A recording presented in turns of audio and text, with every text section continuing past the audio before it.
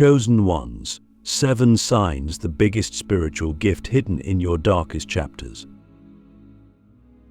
Have you ever looked back at the darkest moments of your life and wondered if they were more than just pain? If maybe, just maybe, they were signs, secret messages encoded in suffering meant to awaken something ancient and powerful within you? I want you to sit with that thought. Because what if your pain wasn't pointless? What if your loneliest nights, your most crushing heartbreaks, your failures, the betrayals, the shadows you've tried so hard to forget, were actually the doors to your transformation? We don't realize it while we're in it. We just want it to stop. We just want to survive. But that's exactly when the divine begins to whisper. The signs don't come when things are easy. They come when everything falls apart. And here's the twist: those who are meant to awaken, those who are chosen, they don't get there by walking a straight line. They are broken down, dismantled, taken to the edge where everything they thought they were is stripped away. Why? Because only in that emptiness can the true self emerge. Click subscribe to this channel to get more profound spiritual lesson. I've seen it over and over again, people who carry a light so ancient, so powerful, that the universe must press them through fire so they remember who they are. You might be one of them, and you've probably felt it your whole life, haven't you? That strange sense that you're different, that you see what others don't, that you feel things too deeply, that you've never really fit in, that you've always been searching for something more. That's not a flaw. That's the call of the chosen. But here's the catch: the call is disguised in chaos. It doesn't come as a heavenly trumpet. It comes when you're crying on the bathroom floor, when you lose everything, when your heart is shattered, when your faith is gone. That's when the spiritual gift starts to stir, because it's hidden in your darkest chapters. The gift is not given outside the storm. It's forged within it. I think about this. Why would the universe allow you to go through that level of pain unless there was something on the other side of it that was worth it? Something that couldn't be accessed any other way. Something sacred. Something eternal. You see, the chosen ones are not chosen because they are perfect. They are chosen because they survive, and more importantly, they transform. They alchemize their suffering into wisdom, into power, into light. I'm going to tell you a truth that most people are too afraid to say. Your pain is your initiation. And the deeper the pain, the greater the gift that lies on the other side. But you have to go through it consciously. You have to stop running from it. You have to walk into it, eyes wide open, and ask it what it came to teach you. Because hidden in that pain is a spiritual blueprint, a code. And once you begin to decode it, everything changes. Have you ever noticed how some people, after devastation, suddenly radiate a kind of peace that's beyond understanding? How they speak with a depth that can't be faked? That's not random. That's the sign of someone who answered the call, who didn't numb out, who didn't distract themselves from their pain, but instead dove into it with sacred curiosity. And here's the first sign you're a chosen one. You've been through hell, and yet you still love. You still care. You still hope. Maybe you've become guarded. Maybe you've been hardened a little. But somewhere deep inside, there's a flame that never went out. That's not weakness. That's resilience. That's spiritual strength. That's the first mark of the chosen. The second sign: you've always felt out of place in the world, not broken but different. You see things people don't. You feel the energy in a room. You sense when someone's not being real. You crave depth. You crave truth. You crave meaning. That's not a curse. That's a sign. You're wired for something more. You're not meant to fit into the matrix. You're here to transcend it. But the third sign is the hardest. Your life has been filled with extreme contrast. High highs and low lows. Moments of clarity followed by confusion. Breakthroughs followed by breakdowns. Why? Because your soul is being trained to hold duality. You're being prepared to guide others through their darkness. And you can't do that unless you've walked through your own. Let me ask you something. What if your life isn't falling apart? What if it's falling together? What if every breakdown was a sacred setup? What if every betrayal was redirecting you to your truth? What if your suffering was carving out space for your soul to expand? Would you still see it as a punishment? Or would you start to see it as a sacred initiation? Because the fourth sign is this: you've had moments, even if just for a second, where you felt something greater. A presence. A knowing. A glimpse of the divine. Maybe it came in a dream. Maybe it came in meditation. Maybe it came when you were at your lowest. But in that moment you knew. You were not alone. Something was watching over you. Something was guiding you. That moment wasn't random. That was the gift whispering, "I'm here. Keep going." And here's the fifth sign: you feel pulled toward healing, toward growth, toward helping others. Even if you don't know how, even if your life feels like a mess, there's something in you that wants to serve, that wants to give, that wants to make the world better. That's not coming from your ego. That's your soul remembering its mission. But before you can fully step into that mission, you have to embrace your darkness. Not reject it, not shame it, embrace it.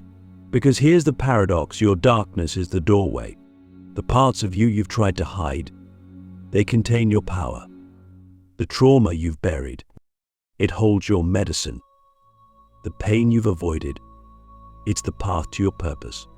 So I'm going to ask you a question, and I want you to really think about it. What if the worst thing that ever happened to you was the beginning of your true awakening? Let that question sit in your soul. Breathe with it. Don't try to answer it with your mind. Let your heart respond. Let your spirit respond. Because once you're brave enough to look into the shadows without fear, you'll begin to see the light that was always there. Not outside of you, but within you. And that's when everything starts to shift. The awakening hidden in the breakdown. It's strange, isn't it? How the very moments we think will destroy us often become the gateways to the most profound parts of ourselves. When everything falls apart, when you're at your lowest, when you feel like you've lost yourself, your direction, your hope, that's when the seed of awakening is buried deep in the soil of despair. And the truth is, most people never realize it. They run from the breakdown. They medicate it, numb it, drown it in distractions. But the chosen ones, they feel it. They stay with it. They let it swallow them whole, not because they want to suffer, but because some part of them knows that the only way out is through. Have you noticed how the breakdown doesn't just target your circumstances? It goes after your identity. It strips away the labels, the roles you've clung to, the image you built. It doesn't care about your job title, your relationship status, your reputation. It wants your soul raw, exposed, honest. And when you're left with nothing to hold on to, when you're staring into the void and asking, "Who am I now?" That's when the real you begins to speak. That's when the voice beneath all the noise, the soul voice, starts to rise. This is the sixth sign of the chosen. The breakdown doesn't destroy you, it reveals you. It shows you what you're made of. It shows you the illusions you've been living under. It forces you to confront the lies you've believed about yourself, about others, about reality. And yes, it hurts. Growth always does. But pain with purpose is different than pain with no direction. The pain of awakening is sacred. It's the soul stretching its wings after lifetimes of being caged. I want to ask you something uncomfortable. When you hit your breaking point, did you notice how certain people disappeared? How some judged you? How others couldn't understand what you were going through? That wasn't an accident. The breakdown doesn't just cleanse your inner world, it purifies your outer world too. It removes what no longer aligns with your truth, and that can be devastating. But it's also a gift, because you realize that the people who stay, The ones who see your soul even when your life is a mess, those are your soul tribe. They're rare, and sometimes you have to lose everything to find them. And yet, the most mysterious part of this whole process is the timing. The awakening always comes when you least expect it. There's no warning, no preparation. One day you're begging the universe for answers, and the next something clicks. You wake up and you feel different, not healed, but aware. You start to see through the illusion. You start to feel things you never noticed before. You sense energy. You hear your intuition more clearly. You feel a pull toward the unknown. That is the soul beginning to remember.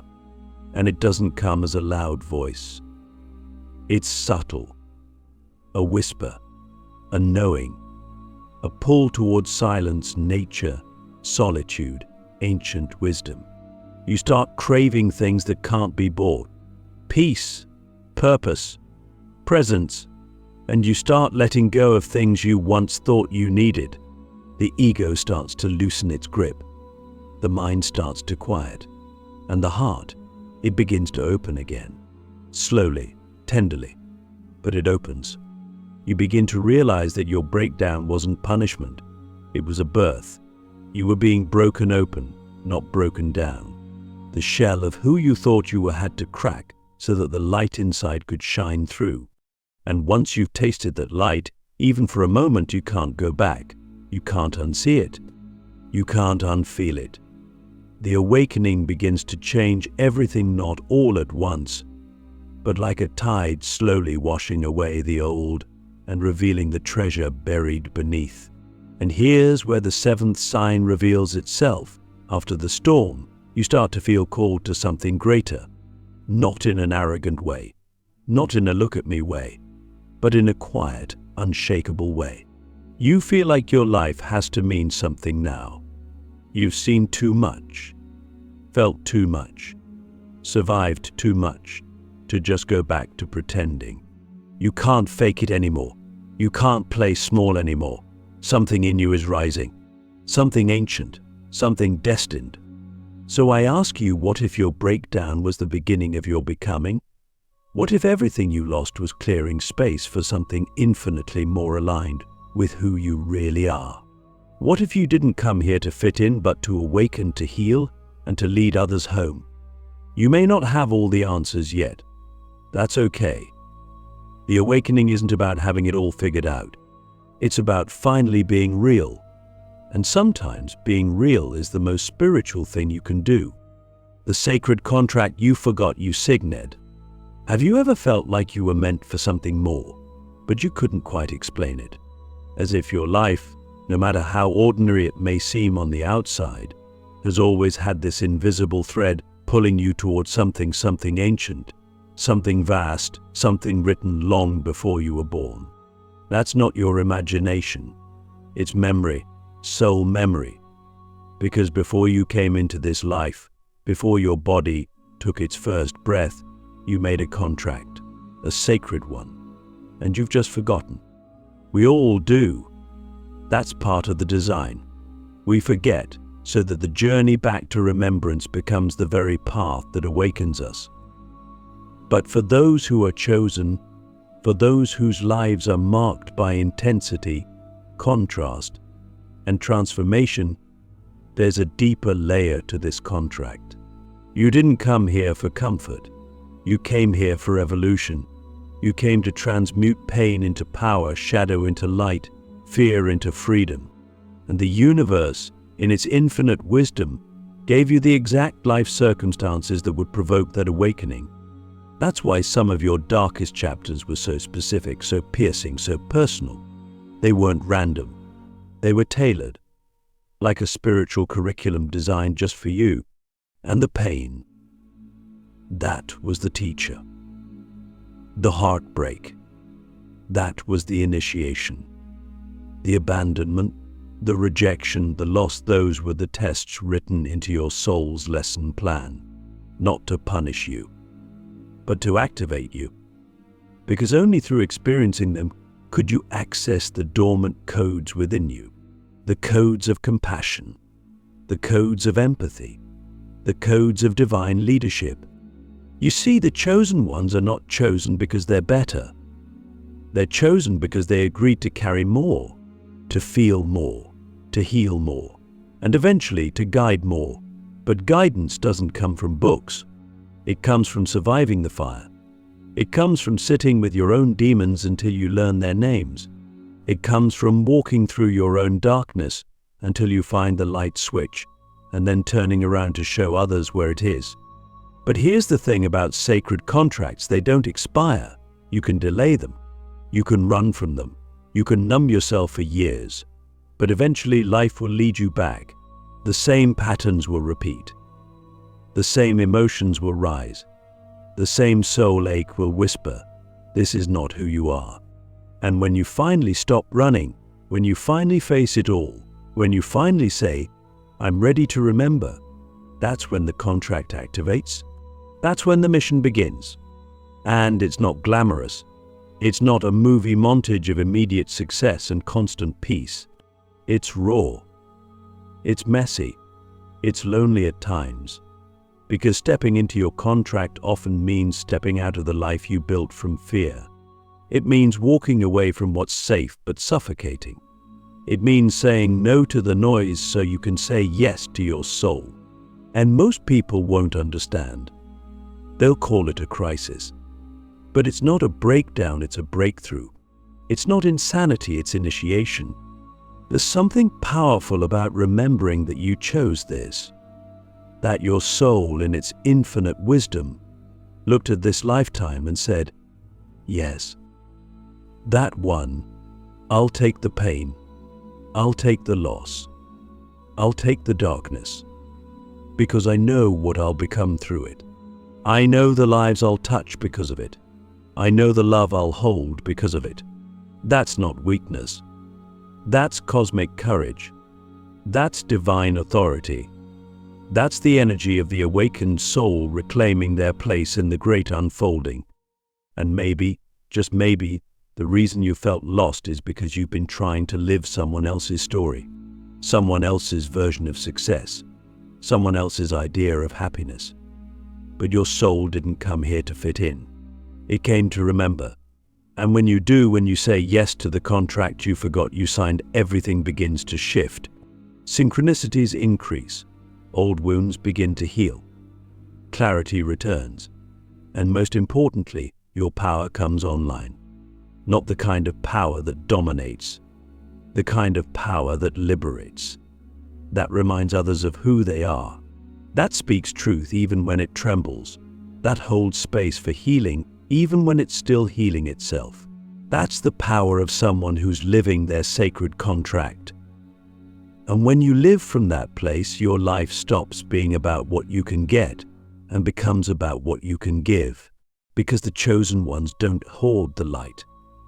They become it. So let me ask you something that only your soul can answer. What part of your contract have you been avoiding? What truth have you been afraid to speak? What path have you been too scared to walk? What version of you is still waiting behind the veil of your fear? Because the moment you say yes to your contract, not with your mind, but with your whole being, the universe conspires to support you. Doors open. Teachers appear. The path illuminates. And you finally remember you were never lost. You were just preparing. The gift you were born to give. There comes a moment in every chosen one's journey where the pain has been felt, the lessons have been faced, and the soul begins to whisper louder than the noise of the world. That moment is not loud. It's not dramatic.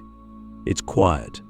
It arrives like a sunrise, still, golden, and undeniable. And in that moment, you begin to realize something profound. All of it, the chaos, the heartbreak, the darkness, was pointing you here, to this, to the gift you were born to give. Because you didn't survive all of that for nothing. You didn't walk through fire just to go back to sleep. You didn't lose everything just to rebuild the same life. No, you were being shaped, sculpted, initiated.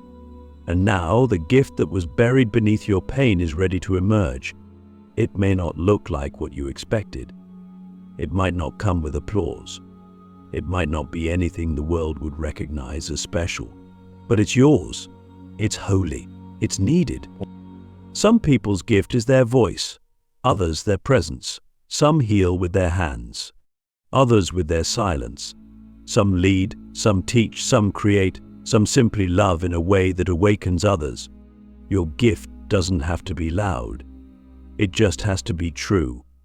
And you'll know it's true because when you give it, something in you clicks into place. Time slows. Resistance fades. Purpose floods your being like light through an open window. You feel home. But here's the paradox: your gift is born from your wounds. The very thing you thought disqualified you is what qualifies you. The trauma you thought made you broken is what makes you powerful. The shame you tried to bury is the soil from which your compassion grows. You are not here despite your pain. You are here because of it. Your story is not your shame. It is your medicine. Medicine.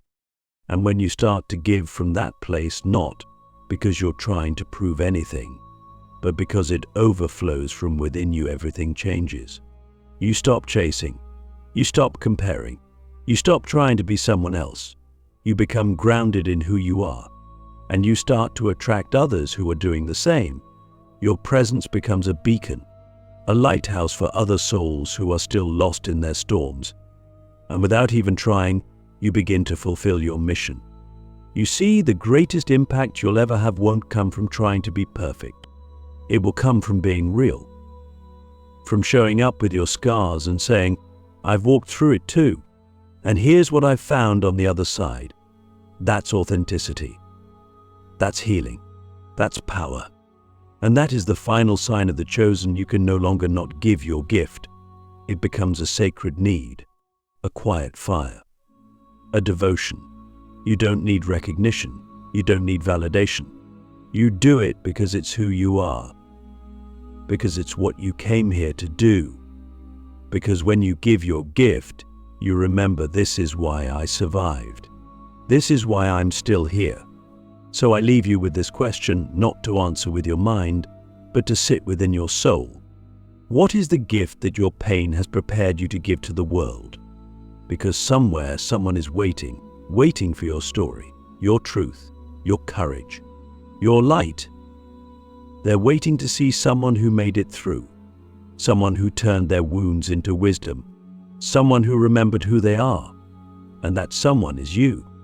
You are the chosen, not because you're perfect, not because you have all the answers, but because you're willing to rise again and again, to walk the path no matter how heavy, to give your gift even when it scares you, and to be a living reminder that the light is always hidden in the darkest chapters. Now go, give your gift. The world is ready, and you were born for this.